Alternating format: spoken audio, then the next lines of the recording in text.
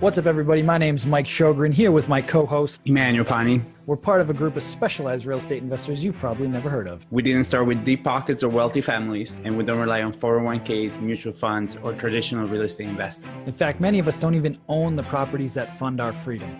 If you ask the money experts out there, they'd say what we do is impossible, yet it's happening every single day. It's happening through a new niche called short-term rentals. We are Short-Term Rental Nation, and these are our secrets.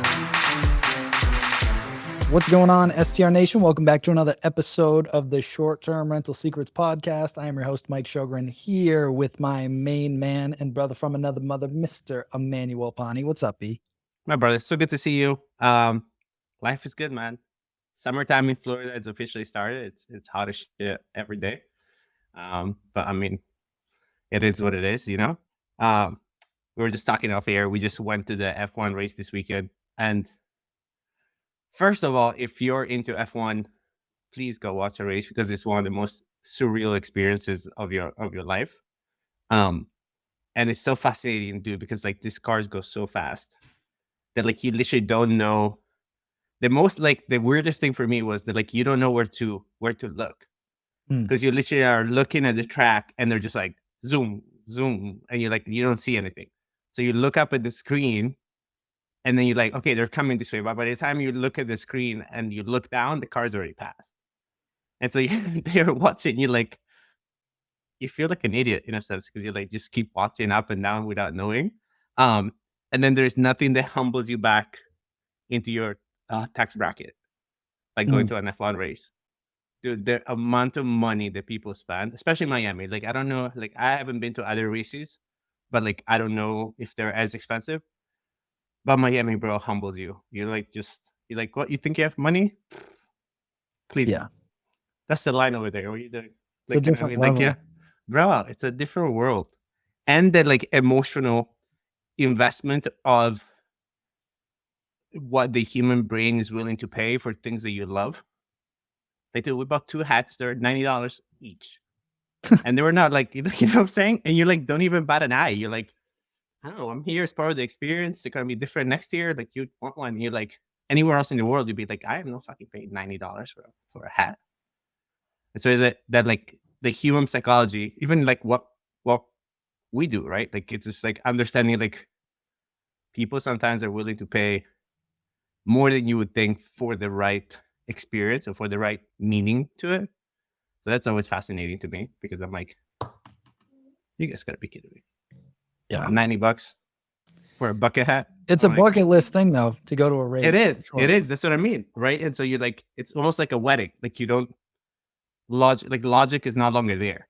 You know, like you buy 2 waters and 2 sandwiches is like $60. And you're like, I could have starved today. That would have been better. Like, you know. Yep. But it's good, man. I hope we get to go there one day, me, you, and Kaden and the family, because it will be we will blast. Definitely be doing that. A blast. And I would love to see Kaden. And there was also the energy there, bro. Everybody was like, just like a little kid. Like you would look around and everybody was just geeking. And it's such a like, I don't know, it's such a amazing and fun energy to be around. Where you see the grown adults kind of giggling when a car passes by, you're just like, what a world, you know? So that's fun. It was fun. I love it. Yeah. What about you guys? You guys are good? Yeah. We had Caden's birthday over the weekend, which was fun. And yeah, man, hotel was moving along. Hopefully the other hotel renovation is going to get moving along pretty soon. Got through different phases of that so far with different boards in town. That's fun. So, oh yeah, that's fun. And we're getting ready to ramp up for busy season. So Memorial Day is right around the corner. Getting the bar staff trained up for the Cove, and yeah, I'm excited, man. Yeah, really excited. Sounds awesome. And I'm excited for today's guest too, because we've connected offline a few times now. We've spoken to the mastermind group.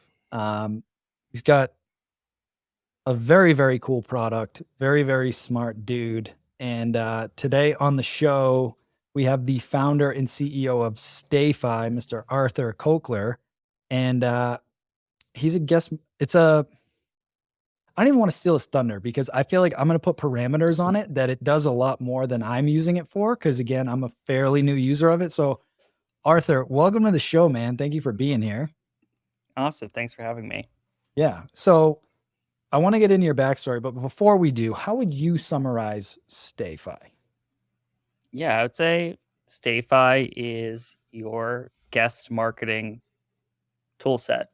So if you want to build a direct brand, attract guests to book with you directly, then we're the best name in the game. And we have all sorts of tools from data collection to email marketing to text marketing. So anything you need to build your brand and become less dependent on third-party booking sites.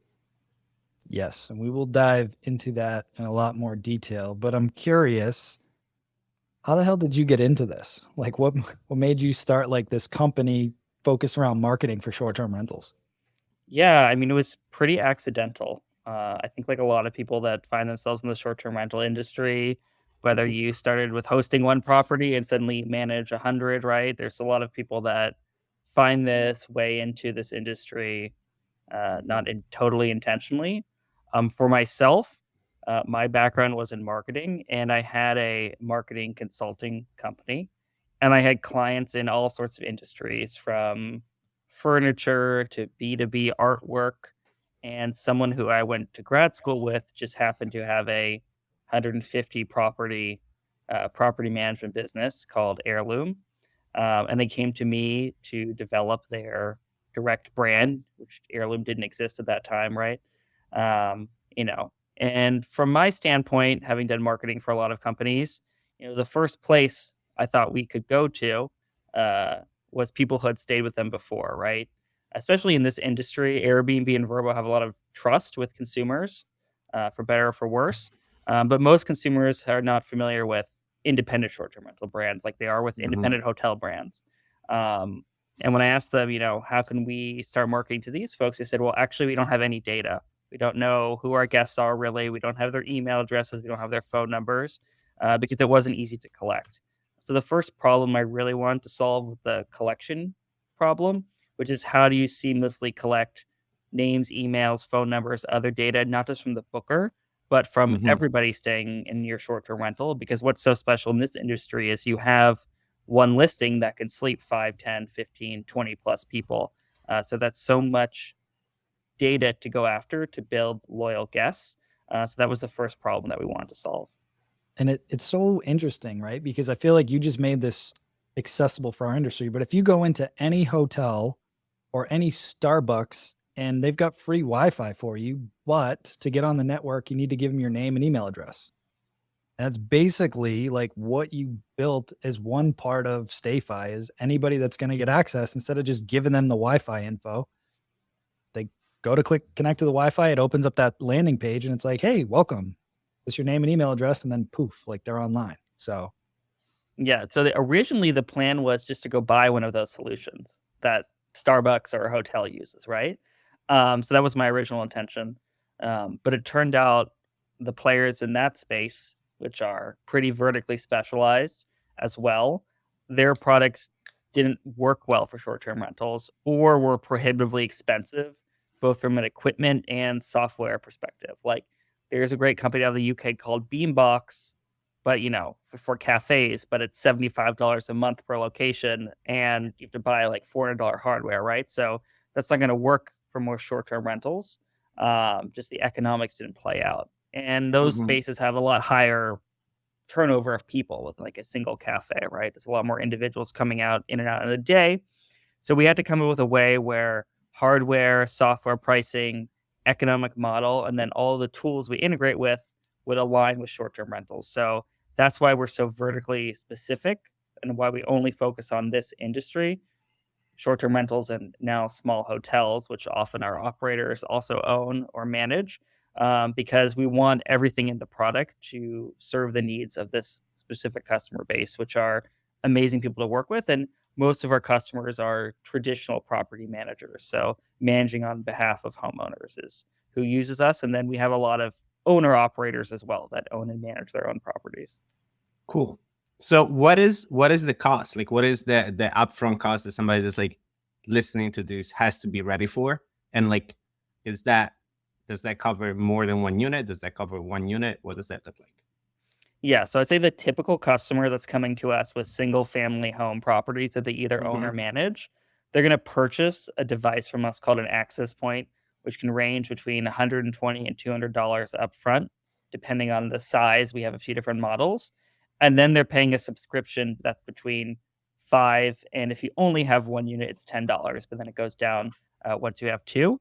So the upfront cost between 120 to 200 per property, let's say, and then the subscription, which is a monthly fee for the Wi-Fi data collection piece, that starts at $10 for one. But as you add more units, the per unit price goes down pretty quickly.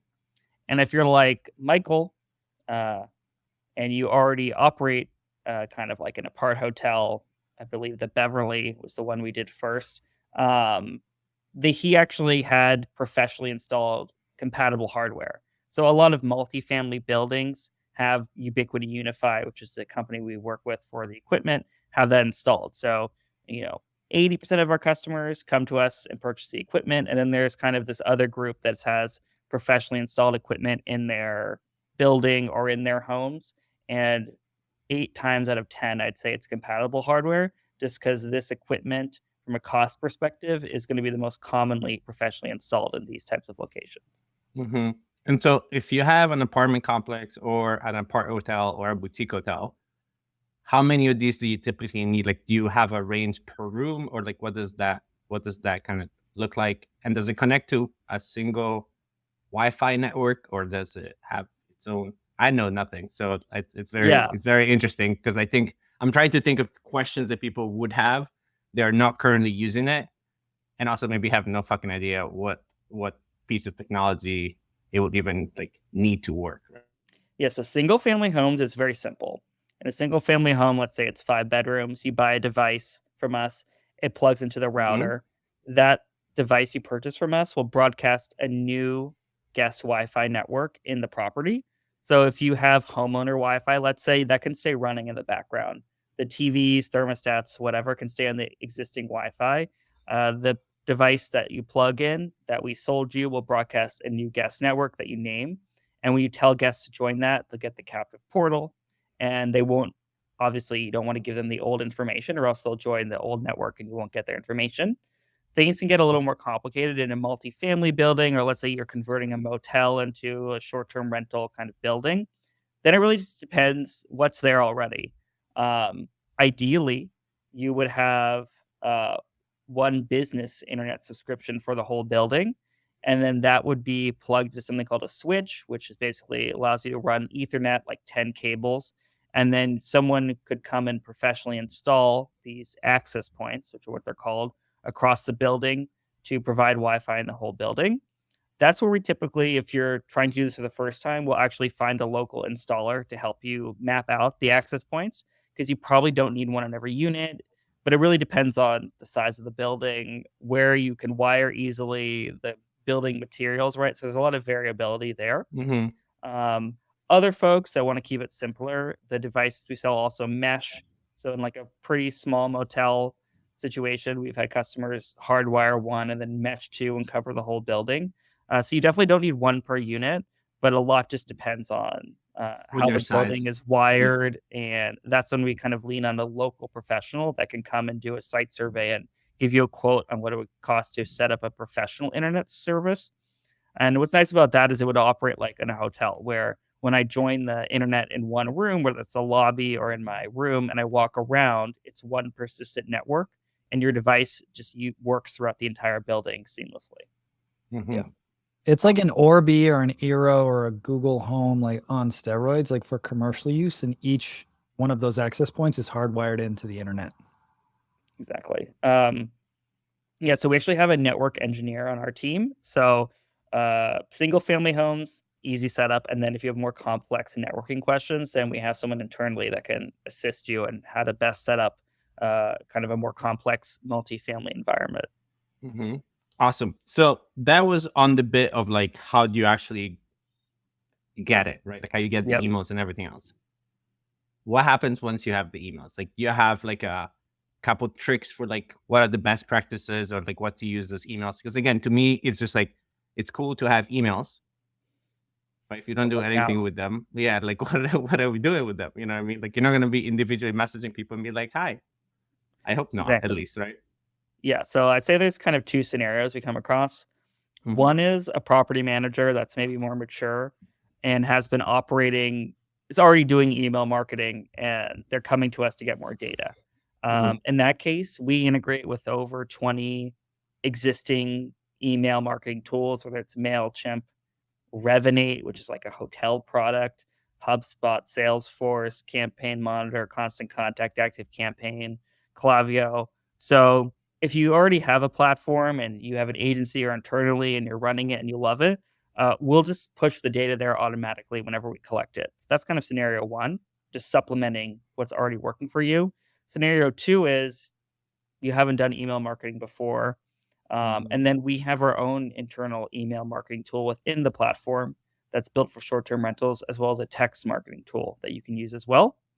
For the email marketing tool, we kind of have some standard best practices we advise folks to do. Number one is an automation. So essentially, every time someone logs into the Wi-Fi, you can send them an email automatically describing your brand. And if they booked on an OTA like Airbnb, they probably don't know that you're an independent operator with your own brand and website, right? So we want to introduce your brand, maybe give them some local recommendations or a link to a guidebook that you may be using. And then obviously educate them about the importance of booking direct upfront and maybe giving them kind of contact information if you'd like to do that. And then we recommend setting up some subsequent emails. So you're automatically sending 3 to 5 emails to every guest. So you can make that once and it's being sent to everyone over the course of 30, 60, 90 days. We'd love to integrate, especially smaller folks, recommend pure text emails in that flow. So you may have some like branded templates that you pick in our platform, but it's great to throw in a pure text email written from you. So it appears like you just wrote them an email from your Gmail saying like, "Hey, John, thanks for staying with us. Like, if you ever want to come back, just email me." And that just goes to some generic sales inbox or whoever handles reservations on your team, because those types of emails that are plain text are much more likely to go into the main Gmail inbox and not promotions. So there's lots of tips and tricks we have about engaging with guests during and after the stay in an automated fashion, because we find that early on, it's a big ask to be like, oh, you need to create an email newsletter every 2 weeks with fresh content.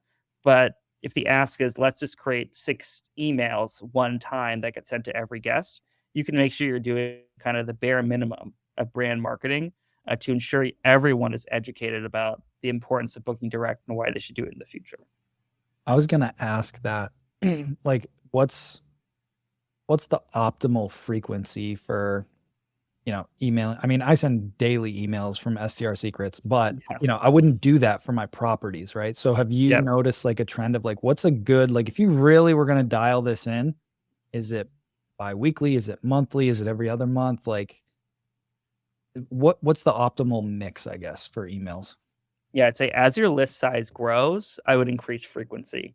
I'd say once you get over like 2,000 emails, that's when it's worthwhile sending a monthly newsletter. When you get to 5, 10,000, you may want to do it every 2 weeks or even every week. One of our customers, like larger 400 unit plus customers, Cabins for You, I'm pretty sure they send an email once or twice a week, and they're getting bookings from every single one of those emails. So as the list grows, it becomes more valuable and you could market to them. But it's always good to have fresh content. So things I've seen people do is, especially smaller operators, use text and email around cancellations. Like, oh, you had a booking for Thanksgiving and they annoyingly like canceled the last day they could get a refund and you don't have a new booking. Like you can email your list and say, hey, we've had this cancellation, especially when you own like 2 or 3 properties, and getting one incremental booking for you is so valuable, right? Because you're not even a property manager. You're getting all the upside there. I'd say for larger property managers, great to feature new homes and then subscribe that homeowner into the newsletter so they can see that you are marketing their property, right? So you have to remember that this marketing, while it's oriented to guests, if you're operating on behalf of homeowners, you're also showing them this additional effort outside of just listing on OTAs, right? So that's kind of differentiating you from other property managers. So new homes are always great.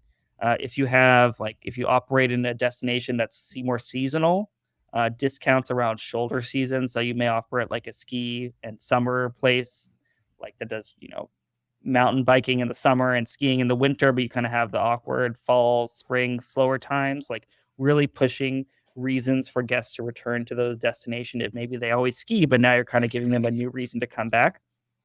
So it's really about understanding your market, who your guests are, and what's worth emailing them about that would get them interested. I see a lot of people doing Mother's Day emails right now for the past month, being like, "Do you have Mother's Day plans? Like, wouldn't it be great to take your mother to one of our beautiful rental properties?" Right. So there's always holidays and things that you can thematically organize emails around. Mm-hmm. And I was laughing at the Mother's Day one because I wonder if people use it for their mother-in-law. It's like, wouldn't it be great to send your mother-in-law away for the weekend? You can have fun with that too, right? Depending on what your brand voice is. And smaller operators, I find, can have a brand voice that's more personal. Like, we're a small business that's run by this family, and we're a couple, and we have these properties, or and we have 9 homes at XYZ place. And then I see the bigger brands are more around like consistency. We have standards. We're not just like another Airbnb, right? Because we have 400 properties, right? So kind of knowing who you are and how to differentiate yourself, what makes you special, is super important. And that's kind of a generalized theme I see. And then let's say maybe you're a little bit on the larger side and you're just like, I really don't want to do this at all. In StayFi, we actually have a partner agency called Switchback, which you can purchase one-time or recurring services from. So on a one-time standpoint, you can purchase, they'll make you a custom branded template for your brand, which has a bunch of different sections that you can reuse in future emails. And they'll give you an hour training, and they'll set up one automation and train you on Google Analytics. So you can purchase kind of an onboarding package. They have 2, or they actually, for some of our larger customers, take over their email completely and send a monthly or bi-weekly newsletter. So we want to have options for everybody, whether you want to do it totally yourself, whether you want a little help to get started and then you're going to manage it internally, or you just want to hand it off to somebody else who's a professional and only does short-term rental email marketing. So we want to have all those options because we know people are at different places and may have more, familiarity with email marketing or less. One of the things that I've been looking at a little more closer, just thinking from content, is looking, like, as an example, we've got a bunch of stuff in Salem. That's where the new hotel is going to be too. And super, super touristy in the fall, obviously around Halloween. But, their tourism division, I look at the newsletters that they put out and the content that they put out on their website. And a lot of it's just, like you said, it's around what's going on in the month of May in Salem. Like, why should somebody want to come here in this month? And that way it comes from a place of giving value, not just like book my stuff, right? So it's like, hey, we've got this cool thing going on, and if you need a place, like, here you go. But it's just like, it's like that value add component to it as well. Mm-hmm. Yeah, that was my question on the newsletters. Mixture of content is key, right? It can't all just be like deal, book. And if you're not maybe you're not like you may not want to give deals because you're a premium brand, right? Then you need some other luxury or services or something else that you're advertising that's special about coming to you directly. Mm-hmm. How many people would you say, Arthur, once you get them on your email list, like, what is the jump off rate? Question 1. And part of that question is, now that I'm thinking about like what the experience would be like, let's say you have a family, right? Like Mike is in one of your properties, and then it's him and Kristen log on, and then Kaden logs on. Is there a way that the system like asks the questions like, how old are you? And then automatically gets rid of certain emails to maintain the quality of it? Or what does that look like? Or do you have to manually go in there? I'll do that. So I'll just answer the first, there's kind of 2 questions. So the first, like, drop off. When we look across our customers and we look, because now that we integrate with a lot of property management software, we can see the number of people booked. Like, if you have 10 adults booked in a property, we will capture somewhere between 7 and 9 emails on average from the stay. So 70 to 90% of guests. Obviously, the more you you have a sticker that says like join the Wi-Fi network, like the more you can kind of market it, the more people you'll get. Of those, there are different options around how you want to handle email subscribes. So we have the ability to place a checkbox, which is for email subscription. You can pre-check it. You can require that it stays pre-checked. You can have it unchecked and people check in. So, depending on how you set it up, you're going to get between I'd say average 80% of people are going to opt in. But if you pre-check it, it might be a little more than that. And then when it comes to email unsubscribes, those initial emails, if you have an automation, you're going to get really high open rates, like 60, 70%. Those are going to over time drop. And the open rates are going to average 15 to 20% over time on newsletters. Each one of those newsletters should have a sub 1% unsubscribe rate, or even sub 0.5%. In fact, if your open rates are too high, the email marketing tool we have will warn you, because it's a sign that you did not collect the emails appropriately. And that does not happen for us when you collect them through the splash page, because guests are opting in or knowing that they're opting in. So unsubscribe rates, going to be between that 0.5% to 1% at most. And you should be consistently getting 20 to 30% open rates over the long term when it comes to the newsletters. And it will start much higher on the automated emails. That's good to know. Yeah, that's interesting. I'm sure this can vary widely, but are there any kind of benchmarks around percentages of people that will book from an email list? Yeah. So from an individual email, it's going to be pretty limited, right? Because you're building brand awareness over a long time, so that when they are ready in market to make a booking, they're coming to your website to check out what you have. And then there's a question of, do you have availability right at the times they're looking, and all other things like that. So it's going to really depend by brand and your size. Maybe they want to come for Memorial Day, but you're already booked, right? So we can't do anything about that at that point. So we see from a bigger brand, as each email will generate somewhere, between 2 and 10 bookings when they look at not just last click, but the journey that the guest made or future guest made. So if you have Google Analytics and you're using e-commerce and it's integrated into your booking site, which is the most ideal scenario, you can measure more than last click attribution. So that would be someone clicks on the email, makes a booking. What you'll see a lot of is people click on the email, search for you a day later, maybe click on the email again. So you'll see the email as a touch point in the booking journey of the guest. And that's pretty common, right? Because people are not so transactional as get the email, make the booking. And that's not the expectation we want to set. People are going to look at the email, then maybe they're going to go to Airbnb and search there, and go to Vrbo or go to some other website, right? So you're just putting yourself in the consideration set for that next booking when they want to return to the destination. And if they had a great experience, they should obviously preference you, if you have availability, over booking another kind of unknown property through a third-party site. How long is that typical journey before you start seeing those kind of returns? Are we talking about a 3 to 4 emails? Are we talking more about 8 to 10 emails? What does that journey It really look like? depends on your destination type and the types of guests that you have and how frequently they stay. So what I recommend is people, if you already notice people rebooking you on OTAs, again and again on a Vrbo or an Airbnb, that's the best indicator that a guest like that can be converted into a direct booker. If you have a destination that's more of we have people in Hawaii where it's a lot of one trip a year, right? And the booking window, though, can be quite far out, 6 months in advance or even longer. So they kind of know when they would start expecting people to start rebooking. And that automation up front that I recommend, in that month email, that's where you may see the earliest returns, is that somebody will email you immediately after they stay or even during the stay saying they want to rebook it for next year, especially if it's a very in-demand weekend or time period where they know they want to come back next year.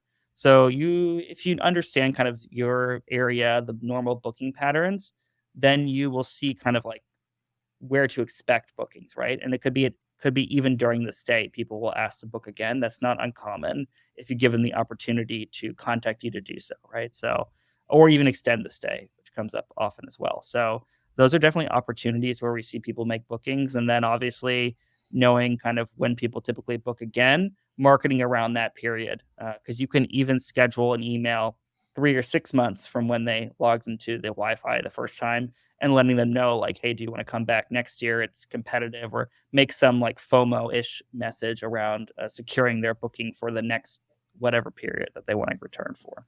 I would imagine that obviously the emails are important. You mentioned earlier about like the texting. I know for me, I get thousands of emails, and a lot of them just delete, right? But if I get a text, there's a few of them through community or whatever that I'm on different distribution lists, I'll read those. So is there a way through StayFi to send text messages in bulk, or do you have to do it individually, or how does that work? Yeah, so when you turn on the texting tool in StayFi, we start collecting phone numbers. And for phone numbers, there's a higher opt-in barrier than email. So we have to get an affirmative opt-in on a separate checkbox on the splash page. So the opt-in rates for texting are lower, like 20 to 30%. But like you said, the flip side is the read rate is like 98% plus, right? The thing that we caution people around texting, there's kind of 3 types of text you can send in StayFi right now. One is a welcome text, very similar to an automated email. Log in, you send a text message. In StayFi, you have the ability to insert merge fields into a text message. So you can insert the link to a property guidebook, a link to the listing on your booking site. So you can create one welcome message, but that field, like their name or the name of the property or that link, can be unique. So you kind of program one message, but it works for every property. We actually have a review, like a rate and review text message. So it will ask the guest to review you. If they rate you 5 stars, you can then prompt them to review you on Facebook, Google, or your own website. And they leave you less than 5 stars, they can leave you private feedback. I like for people to send that like day 1 or day 2, because you can actually, if someone does have negative feedback, you can address it before they depart and leave you a review on an OTA. And the final one is like a mass text, where you can text everybody who's subscribed about a deal. I'd say cancellation. I'd say the barrier for value for text, I think, should be a little higher. Like, you don't want to be spamming people with texts every week. But if you have something valuable you want to offer your past guests, a new property, a discount for a certain time of year, you had a cancellation and need a rebooking for a property, those are great things to send to that list. And you are going to have everybody see it when they open their phone. So I love that you use the word list, because that was my next question. So when you do a text opt-in or an email opt-in, you're still able to kind of categorize and sort them through the specific property. So if I wanted to send a bulk message for a specific property, or for example, like let's say Mike has the Beverly, and there's something going on at a property level, he can automatically go in there and see like who my current guests are at the Beverly and send a mass text being like, hey guys, there is something happened to the power. There's going to be no power for the next 6 hours. Or is it only after the fact? For the texting, it's not really built to do that. Like people who are there. But every guest record that we collect is associated with a property, and we call it a property group. So let's say you operate in 5 cities, you could have like the city as the group, and then the property is the property name. Because maybe you want to send an email to everyone who stayed in Austin and not to people that stayed in Salem, Massachusetts. So you can segment your list by either the property or the property group. And then I'll mention with our property management software integrations, we will also go look in your software, which I believe like used Guesty. Yes, so we will look in Guesty. And we will look at if you've ever collected a real email in Guesty from somebody, or if you collect one in the future. We will also import that with all those booking fields associated with that guest into the email marketing tool. So in our email marketing tool, if you have your software connected, you actually have a Wi-Fi list and a PMS or property management software list. So when you send a newsletter, you can send it to the holistic universe of all guests that you've ever collected any data from. And then for the automation, it would just, like if you're sending a welcome email, that would only be going to the Wi-Fi guest list. So you have the ability to kind of easily message or market to all the data you've collected without having to export CSVs and import them into other tools, right? And we also check using a tool called Zero Bounce that all the emails are real and valid, both when we collect them and when we import them from your PMS. And we will remove all those fake, Airbnb, Vrbo garbage emails that they provide you guys. Awesome. Nice. So he could technically use it for like we are reopening, get booked for like our reopening weekend. So you could use it like that, just not at current use. Yeah. So we don't differentiate between who's there and who's not there, right? Once we collect it. But you can, use dates and other filters to segment. So you could be like anyone who stayed here more than 6 months ago, right? I don't see a lot of people using that way, but all that functionality is there. Cool. Yeah, I'm curious from you. You guys have added a lot of stuff to it, and it's grown from just a pure contact information collection to basically a full-blown marketing platform. What's on the horizon, or what's next for StayFi? Yeah, so few things that we are really focused on. Number one, which is obviously connecting to more property management software, because it's a highly fragmented market, and we have people that use every tool under the sun because you don't need the connection. I say second is more analytics, and understanding who your guests are more. So segmentation around looking at the PMS data. We can segment on who are valuable guests, what's their lifetime value for you, how many bookings have they made in the past. So you can start understanding like who are my strongest repeat guests and who are people that have never rebooked with me and maybe you want to send them a different offer, right? So really doubling down on more CRM capabilities. So we start not just giving you all the data, but kind of helping you sort through what it all means and who's actually driving more direct bookings for you. And then more tools around engaging with guests and providing you other ways to, basically drive more revenue, whether it's from stay extension to late checkout. There's a lot of tools out there that touch upon this, but I think we have a unique position just because we have the ability to get in front of every guest in the property in a seamless way. And we're not dependent on sending things through an OTA. So I get very nervous when we're sending links to property guides or other tools through Airbnb, right? Messaging, just because one day they could decide we're not going to let you send links like this anymore. So we want to make sure once the guest's in the property, that you own the relationship with not just the booker, but the entire party. And we can facilitate you to market to those people both during and after the stay with anything that might drive more incremental revenue for your business, especially just because we know for property managers, those value add offerings during and after the stay are sometimes the most profitable piece of their business, just because often they're actually not split with owners, and they can, drive more incremental revenue from those types of products and offerings. So we want to make that easier to do through our platform. I know one thing that we've had a lot of success with is selling gift cards or gift certificates, and we just track them through our boards in Monday and everything else. And it's pretty informal, but like around like Black Friday or Mother's Day or all these things, like we'll just send those emails and like we'll generate thousands upon thousands of dollars in gift cards. And the irony is a lot of people don't even use them, but Yeah, you're collecting all that cash, and then it's like you just track it, and then they reach out to your team or to you. And it's like, hey, I'm looking to book. But it just starts to build more of that relationship. And if and gives them a reason to Arthur, if share, you can right? figure out how to do a rewards system, I am all ears on that, like Marriott points and whatever, how we could do something like White that. label look is also something we're interested in. So Yeah. I think that'll be the next iteration for really building like a good, like larger brand. Like if you have locations. yeah, I mean, that was the one cool thing Stay Alfred did before they fell apart during COVID, is they actually launched a loyalty program. And they were the only ones in the industry, to my knowledge, that does that. I don't think Costa definitely doesn't have a loyalty program. I don't think V-Trips has one, to my knowledge. Sonder, I don't think so. So I'm not like the largest short-term rental operators in the US. I'm not familiar with anyone that has a loyalty program. Interesting that Expedia had launched like a new global rewards program that includes Vrbo. I will be interested to see like if that can do anything to increase their share over Airbnb.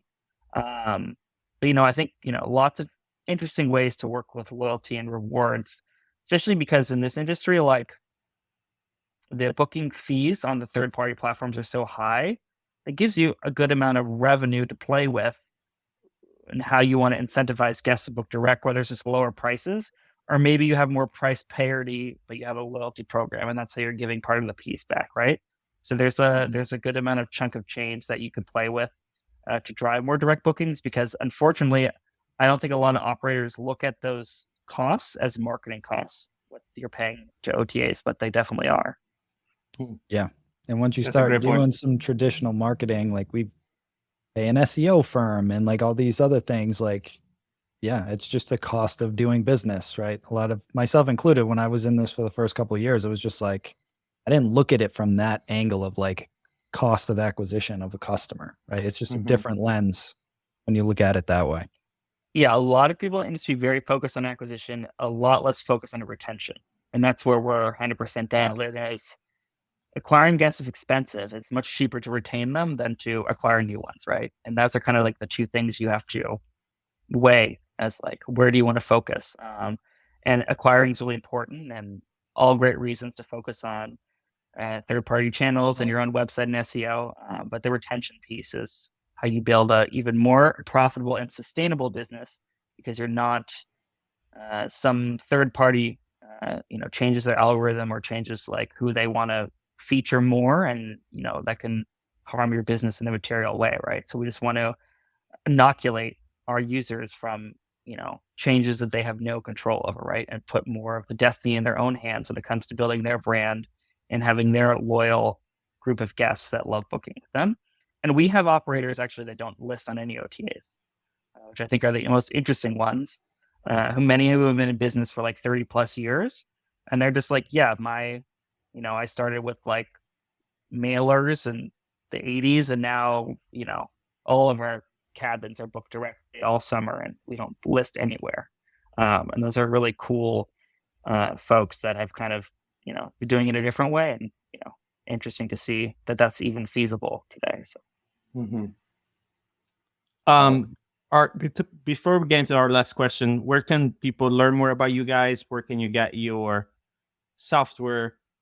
Where can they follow you? So StayFi.com is where you want to go. And StayFi is completely self-service. Obviously, we offer more help, but if you have some listings, you don't need to do a demo. You don't have to like sign a contract. Don't do any of that stuff. You can literally just go to StayFi, make an account, order an access point, and for one property, if you want to try it, set it up, make a splash page, create an email, connect to MailChimp. Like, it's all pretty self-explanatory, and we have an onboarding guide. If you want more information or have like questions because you have more complex setup, you can also book a demo at StayFi.com on our demo page, where you can watch a demo as well as book one with one of our sales folks. So whatever you're most comfortable with, if you want to learn more first, book a demo. If you feel like, hey, I'm ready to start in a property, you can just go to the website, make an account, and get started. Love it. Awesome. Love it. Well, Arthur, the last question that we ask all of our guests is, what is your number one secret to success with short-term rentals? My number one secret to success? That's a great question. I would say for me, I think for being a software business in this space, I'm all about bootstrapping. I think you need to understand what your customer wants and build a product that they're willing to pay for, and sustain your business, or else you end up building a product that's for no one, or maybe just for one user, right? So I'm a big believer in bootstrapping technology companies and building incremental product improvements, just to make sure you're constantly validating that what you're doing is valuable for your customers and you're getting their feedback. So that'd be my advice for anybody that wants to start a software business in the space. I think it's also relevant for short-term rental hosts. It's to evaluate the feedback from your customers. And we talk about this all the time, where a lot of people just complain about getting negative reviews without actually asking the question, how could I fix this so this never happens again? Mm-hmm. Yeah, I had somebody send me a message the other day, and they're like, Airbnb kicked me off the platform. I'm like, okay, send me your listing. And the last couple of reviews are all terrible reviews. I'm like, they're just protecting the consumer. Like, it's just not, I'm like, I don't even feel bad for you. Like, you're a fucking idiot. Like, like, you know what I'm saying? Like, it's just like any other business. You know, if you go have a restaurant, there's the last 6 reviews are all people like, I got food poisoning. So later the restaurant's going to close. Very similar to this. And I appreciate also the hustle, because I think there's a lot of people now that like the easy thing is to raise money and to go out and ask people for money, when really a lot of people haven't done the work to like actually own the luxury of going to somebody else and asking for money. And I think it makes you appreciate your business more if you like hustle through it. Like, Yes, it's much more fun to build when you have no resources, because everything has to serve a purpose. Like, there can be no extra fat, no bells or whistles, no, and that gives you so much discipline in building a business, right? And then when you do, or if you ever do want to raise money, you know exactly how you want to use it, where you're going to get the greatest ROI, and you really understand what makes your customer tick. So I'm just a big believer in getting your hands dirty and not putting yourself, raising a bunch of money and going in an ivory tower, right? And hiring a bunch of people. Really being, I did so many customer visits when I started, and like went in person and installed equipment, right? Met with all their staff on the ground, just because I had to understand not just like what a product does, but like how does it get implemented in the wild, and how do property management companies work, and how do they hire people, and they have workers that come and go all the time, right? And how do you make a product that's resilient with all these changes and get acquired? So, so many things that are worthwhile building slower, but doing it in an efficient way where you really understand how things work on the ground. Yeah, the visual of how do things get built in the wild made me laugh, because I see you with like a bunch of like cables and shit walking around. It's that like was Wild me West, in like Savannah, Georgia. Like, yeah, exactly, Wild West thing, and you're just like, and going hard to homes, and they're like, no guests are there, and then there's like a party of like 8 people there, and they're like, who are you? Why are you here? I'm like, oh shit, like, I'm here to install your Wi-Fi. Cable guy. I promise. Yeah. Awesome, man. It's been such a pleasure to have you on, to get to know you. I've seen your name in a lot of our chats, so it's great to put a face to the name, and we're gonna work on it. Like, that's one of our things that we have on our list of improvements for our entire company, is to actually start integrating with you guys and really start kicking off the email marketing. And I think anyone that's in our space knows from listening to you, us, Mark Simpson, that like Bill, that this is where we need to go.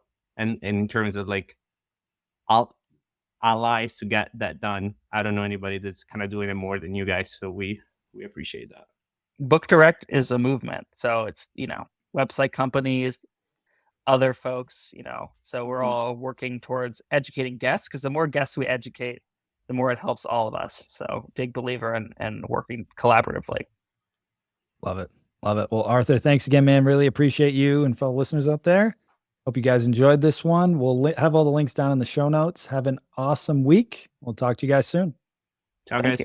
Hey, STR Nation, if you enjoyed this episode, please make sure to hit that subscribe button and leave us a review. And in the comments, let us know what topics you want us to cover on upcoming episodes, and we'll make sure to get that in the books for you. And if you really want to learn how to launch, automate, and scale your short-term rental business, if you want to go deeper, then check out our free masterclass at strsecrets.com.